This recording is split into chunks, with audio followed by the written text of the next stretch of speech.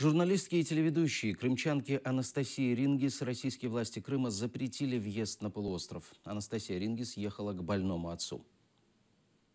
Первое, что мне сказала пограничник, что у вас, девушка, наверное, есть родственница, плохая родственница или тезка. Я в смысле. Но вы у нас в базе распечатали мне уведомление. Мне запрещен въезд до 1 сентября 2020 года. Основания звучат таким образом.